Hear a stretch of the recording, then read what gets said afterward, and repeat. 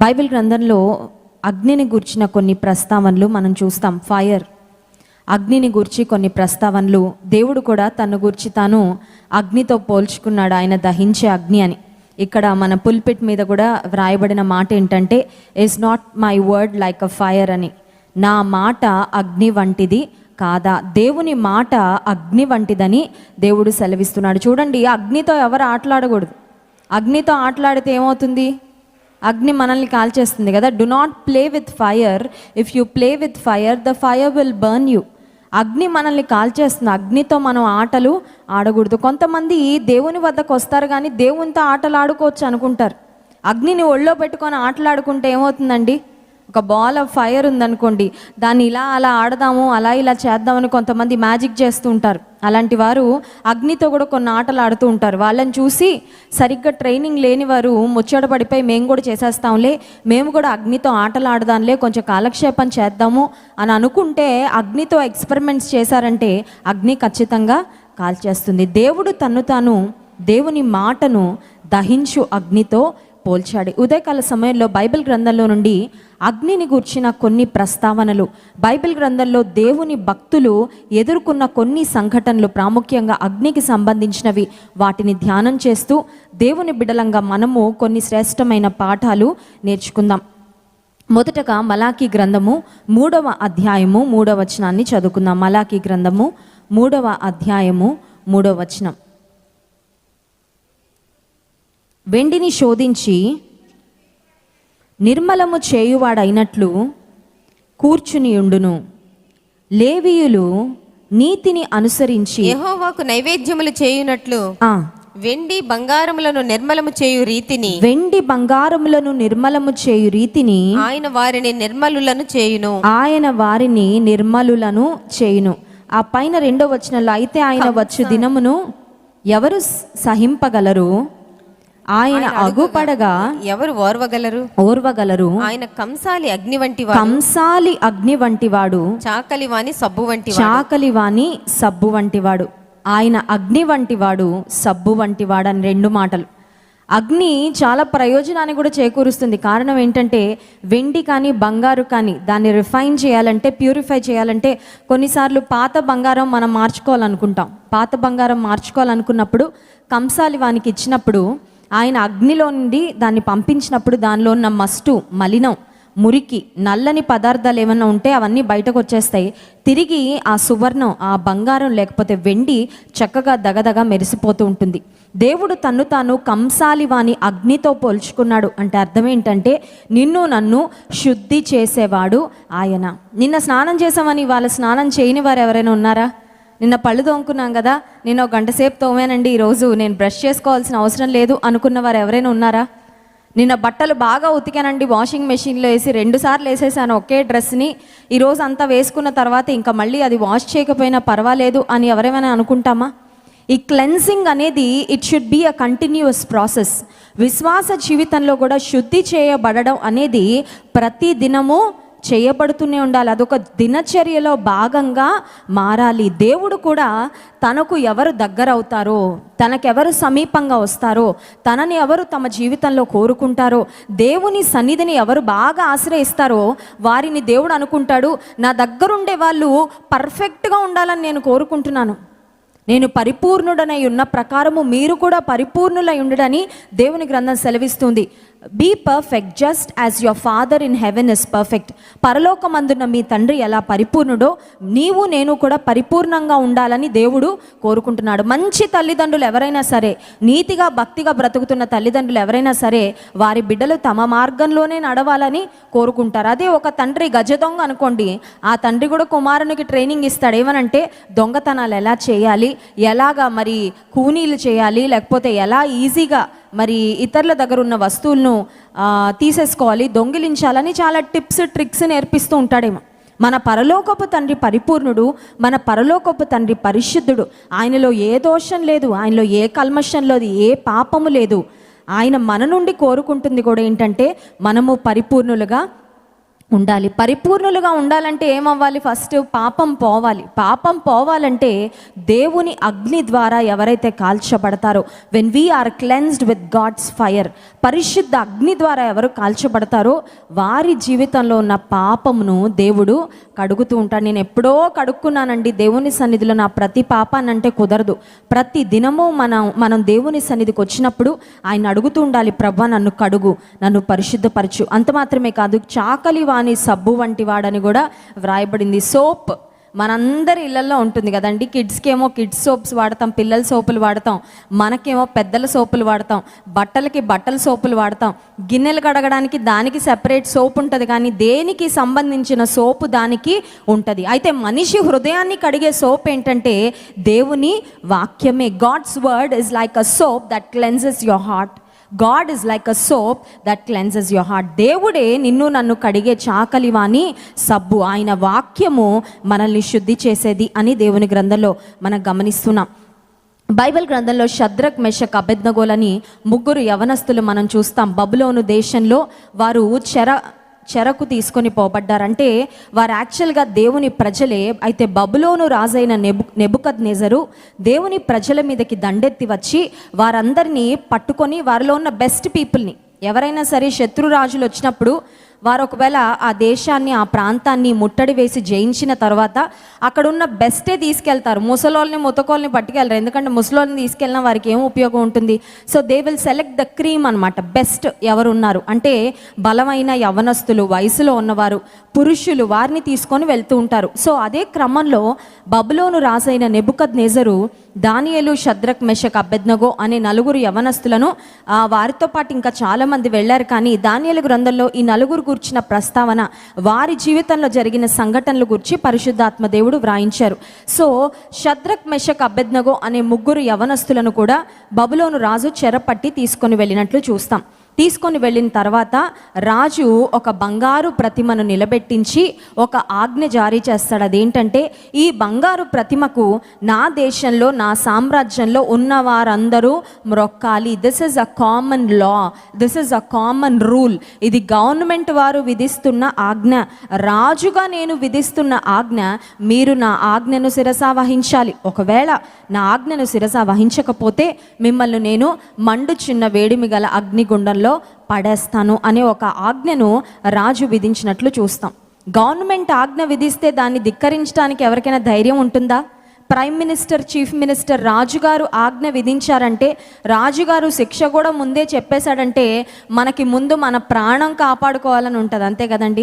ప్రాణం పోయే సమయంలో ప్రాణాన్ని కాపాడుకోవడానికి ఏదైనా చేయడానికి రెడీ అయిపోతుంటారు. ఒక అన్యాయం చేయడానికి, ఒక అబద్ధం చెప్పడానికి, ఒక మోసం చేయడానికి, ఏదో ఒక విషయంలో కాంప్రమైజ్ అయిపోవడానికి కూడా చాలామంది సిద్ధపడిపోతుంటారు. నిజంగా విశ్వాస జీవితంలో నీ విశ్వాసానికి పరీక్ష వచ్చినప్పుడే నీ విశ్వాసం నిజమైందా కాదా అనేది బయటకి వస్తుంది. విశ్వాసానికి పరీక్ష రానంతసేపు మనం విశ్వాసులం అనుకుంటాం. మన చుట్టూ ఉన్నవారు కూడా వీరు చాలా మంచి విశ్వాసులండి అనుకుంటారు. కానీ విశ్వాసానికి పరీక్ష వచ్చినప్పుడే నీలో ఉన్న విశ్వాసము రుజువుపరచబడుతుంది. సో షద్రక్, మెషక్, అబేద్నెగోలు రాజు ఆజ్ఞను ధిక్కరించారు. దూరా అనే మైదానంలో అందరినీ నిలబెట్టాడంట. అందరినీ సాష్టాంగపడమంటే అందరూ సాష్టాంగపడితే ఈ ముగ్గురు మాత్రం నిటారుగా నిలబడ్డారు చెట్లలాగా. రాజుకు ఒళ్ళు మండిపోయింది. The king was angry, the king was burnt, అంటే బర్న్ట్ విత్ యాంగర్. కోపంతో రగిలిపోతున్నాడు. ఏమనంటే నా ఆజ్ఞను ధిక్కరించే అంత ధైర్యమా వీరికి? వీరిని నేను ఎలా అయినా వేడిమి గల మండుచున్న అగ్నిగుండంలో పడేస్తాను అని పడవేసిన సమయంలో దేవుడు వారితో నాలుగో వ్యక్తిగా ఆ ఫైరీ ఫర్నేస్లో ఉన్నట్లు మనం చూస్తాం. దానియేలు, షద్రక్, మెషక్, అబేద్నెగోలు, దానియేలు యొక్క స్నేహితులు షద్రక్, మెషక్, అబేద్నెగోల జీవితంలో ఈ మండుచున్న అగ్నిగుండము శ్రమలకు సాదృశ్యం. అగ్ని చాలా వాటికి సాదృశ్యంగా ఉంది. ఒక్కొక్కటి మనం గమనించుకుంటూ వెళ్దాము. ఈ మొదటి సందర్భంలో, ఈ మొదటి సంఘటనలో షద్రక్, మెషక్, అబేద్నెగోల జీవితంలో వారు ఏ అగ్నిగుండంలో ప్రవేశించారో ఆ అగ్నిగుండము విశ్వాస జీవితంలో నీతిగా భక్తిగా నీవు బ్రతికినందుకు నీకొచ్చే శ్రమలకు సాదృశ్యం. కొన్నిసార్లు దేవుని కొరకు బ్రతుకుతున్నందుకు, దేవుని వెంబడిస్తున్నందుకు, దేవుని పేరు పెట్టుకున్నందుకు, లోకం చేస్తున్నది మనం చేయనందుకు, లోక పోకడలో మనం పోనందుకు చాలాసార్లు మనం నిందించబడుతూ ఉంటాం, అవమానపరచబడుతూ ఉంటాం, తేలిగ్గా మాట్లాడుతూ ఉంటారు. ఒకవేళ నిన్ను కార్నర్ చేసి నిన్ను ఒక మూలకు నెట్టివేసి బంధువుల్లో కలవకుండా నిన్ను ఒకవేళ సూటిపోటి మాటలతో నీతో ఉన్న వారు నిందిస్తూ ఉండొచ్చు, బాధిస్తూ ఉండొచ్చు. అయితే అగ్ని వంటి శ్రమలలోకి విశ్వాసి వెళ్ళినా, ఇందాక మనం చూసాము ఆ దేవాతి దేవుడు కంసాలి వాని అగ్ని వంటి వాడని. ఆ అగ్నిలో వేయబడిన బంగారు వెండి ఏ విధంగా యాషెస్ అయిపోదో, అంటే చూడండి, ఒక కాగితాన్ని మనం అగ్నిలో వేస్తే అది ధూళిలాగా లేకపోతే యాషెస్ బూడిద అయిపోతుంది, ఇంకా ఆ కాగితం మనకు కనబడదు. కానీ బంగారం వేస్తే బంగారం మాత్రం బూడిద అయిపోదు, బంగారం శుద్ధ సువర్ణం వలె మారుతుంది. విశ్వాస జీవితంలో కూడా వచ్చే శ్రమలు నిన్ను బ్రేక్ చేయడానికి రాలేదు, కానీ నిన్ను మేక్ చేయడానికి వస్తాయి. హల్లెలూయా. కొన్నిసార్లు శ్రమలు వచ్చినప్పుడు మనకి చాలా వేదన కలుగుతుంది. ఎందుకు ప్రభువా ఈ శ్రమలు నాకే ఎందుకు వస్తున్నాయి? ఒక శ్రమ తర్వాత ఒక శ్రమ వస్తుంది, దీన్ని తట్టుకోవడానికి నాకు శక్తి సరిపోవడం లేదు. నేను ఇంతగా ప్రేమించిన వారు నన్ను ఇంతగా బాధిస్తారని నేను అనుకోలేదే. నేను ఇంతగా అందరి మేలు కోరుకుంటుంటే సూటిపోటి మాటలతో వేధిస్తూ ఉన్నారే. నాకు శత్రువులు నిష్కారణంగా తయారైపోయి నా మీద పగపట్టారే. ఎందుకు ప్రభువా ఈ శ్రమ అని ఒకవేళ అగ్ని వంటి శ్రమల గుండా వెళ్తున్నప్పుడు నీవు బాధపడుతున్నట్లయితే ప్రేమైన దేవుని బిడ్డ గమనించు, అగ్ని వంటి శ్రమలోకి నువ్వు వెళ్ళినా నిన్ను దేవుడు ఇంకా వాల్యుబుల్ పర్సన్గా తయారు చేస్తాడు. హల్లెలూయా.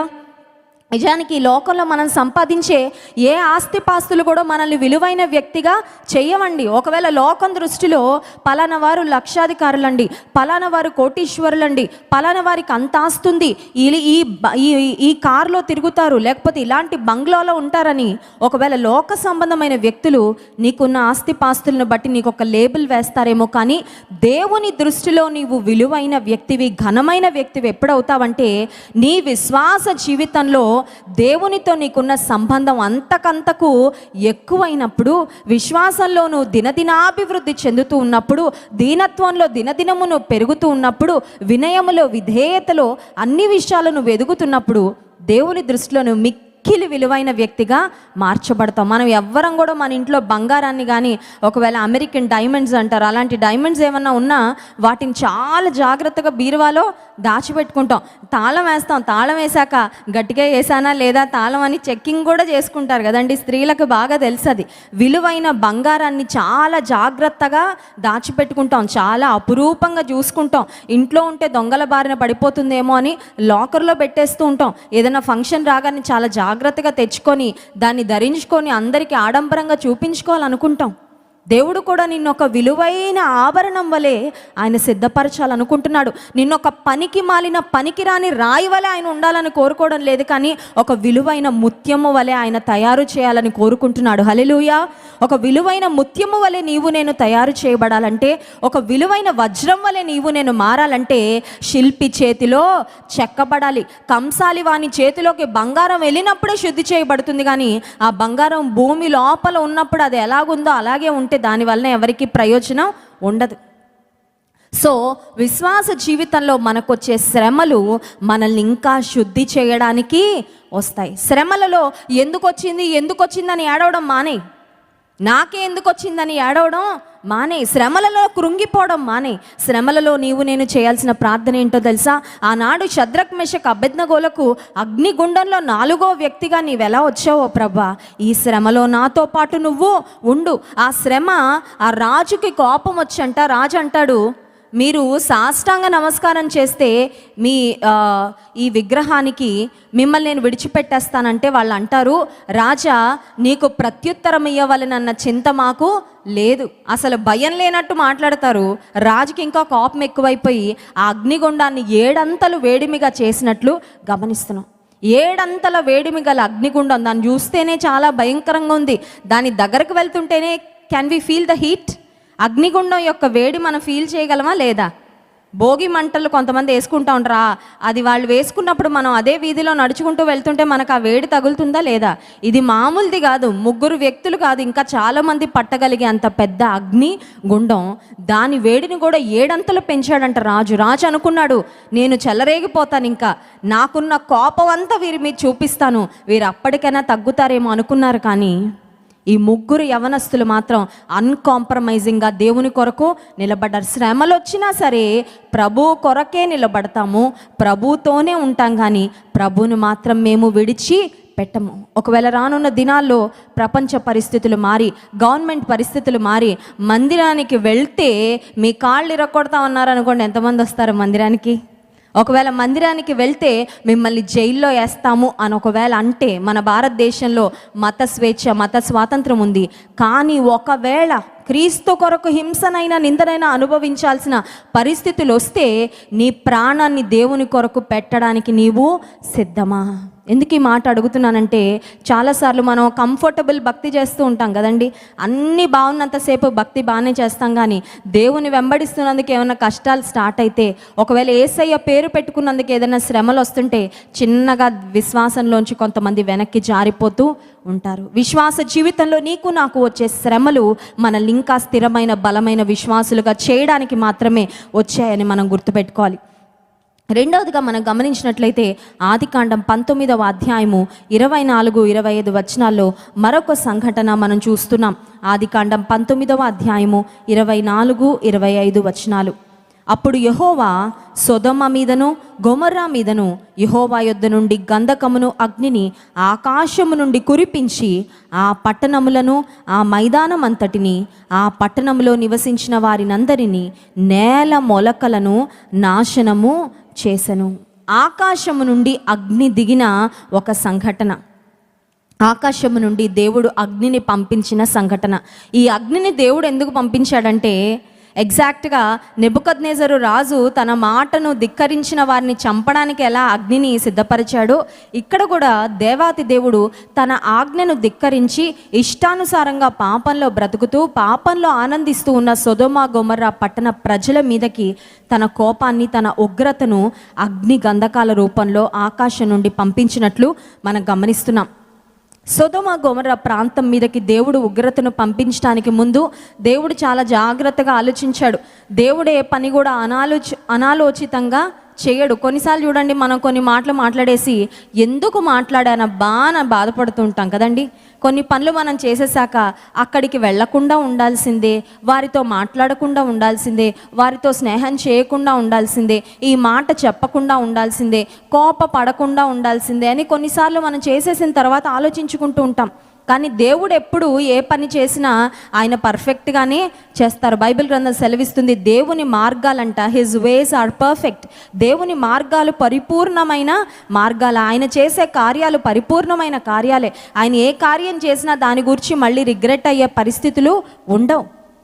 ఆకాశము నుండి అగ్నిగంధకాలను సొదొమ గొమొర్రా ప్రాంతముల మీదకి దేవుడు పంపించినప్పుడు ఆ సందర్భంలో దేవుడు ముందు అబ్రహాముకు చెప్తాడు. కారణం ఏంటంటే, అబ్రహాము దేవుని స్నేహితుడు. Abraham was God's friend.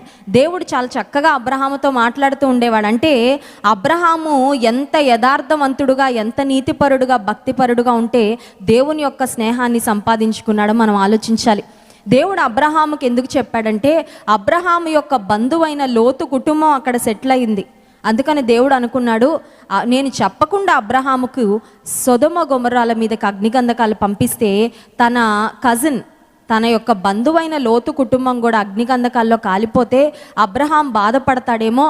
మనం చూడండి, మనం ప్రేమించిన స్నేహితులు బాధపడితే మనకి ఇష్టం ఉండదు. అందుకనే దేవుడు అబ్రహాము యొక్క ఫీలింగ్స్కి కూడా ఎంత విలువ ఇచ్చాడో. నీవు దేవుని పట్ల సెన్సిటివ్గా ఉంటే, నువ్వు దేవుడు బాధపడతాడేమో అని దేవునికి అయిష్టమైన కార్యం ఏది చేయకపోతే నిన్ను బాధ పెట్టకుండా దేవుడు చూసుకుంటాడు. Hallelujah. God will be sensitive to every feeling of yours.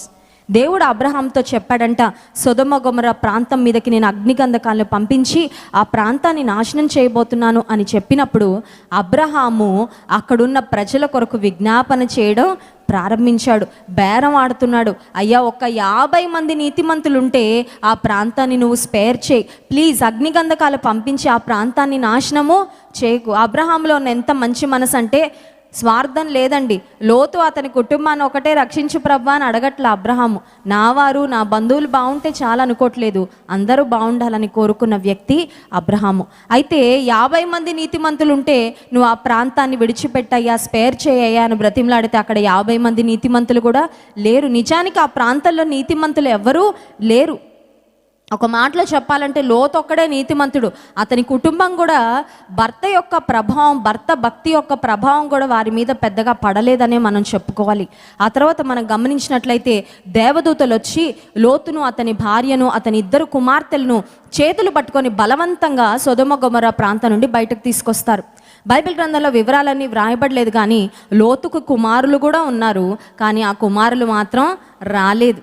చూడండి, కొంతమంది ఆకాశం నుండి అగ్ని వస్తుందా, డాడీ కహానీలు చెప్పొద్దు, నువ్వు మేము ఆ మాటలన్నీ వినడానికి మాకు ఇంట్రెస్ట్ లేదు, నువ్వు కావాలంటే వెళ్ళిపో సొదొమ గొమొర్రా నుండి బయటికి, మేము మాత్రం రామ్, వీఆర్ సో కంఫర్టబుల్ హియర్, మాకు ఇక్కడ చాలా బాగుంది, ఇక్కడ మా స్నేహితులు ఉన్నారు, ఇక్కడ మాకు ఇష్టమైన పబ్బులు ఉన్నాయి, క్లబ్లు ఉన్నాయి, ఇక్కడ మాకు ఇష్టమైన గంజాయి దొరుకుతుంది. మరి వారు ఏం చెప్పారో తెలియదు. వారి తండ్రికి లోతు, అతని భార్య, అతని 2 కుమార్తెలను దేవదూతలు తీసుకొని సొదొమ గొమొర్రా ప్రాంతం నుండి బయటకు వెళ్ళిపోయినప్పుడు ఆకాశం నుండి అగ్ని గంధకాలు వారికి కలిగిన సమస్తమును దహించి వేసినట్లు, ఆ ప్రాంతం అంతటిని దహించి వేసినట్లు దేవుని గ్రంథంలో మనం చూస్తాం. నేల మీద మొలకలను కూడా దహించిందంట ఆకాశం నుండి వచ్చిన అగ్ని.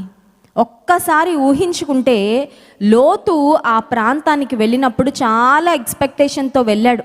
కారణం ఏంటంటే అది యెహోవా తోట వలె ఉంది, చాలా పచ్చగా సస్యశ్యామలంగా ఉంది, నేను వెళ్ళి అక్కడ బాగా అభివృద్ధి చెందొచ్చు, నేను వెళ్ళి పంటలు నాటితే మంచి దిగుబడులు వస్తాయి, నాకున్న గొర్రెలు, నాకున్న ఆస్తి సంపద అన్నీ చక్కగా వర్ధిల్లుతాయని, చాలా ఆస్తి నేను సంపాదించుకోవచ్చు అని ఎంతో ఎక్స్పెక్టేషన్తో వెళ్ళాడు. కానీ అబ్రహాము ఆ ప్రాంతానికి లోతు ఆ ప్రాంతానికి వెళ్ళి ఎన్ని సంవత్సరాలు ఉన్నాడో నాకు తెలీదు.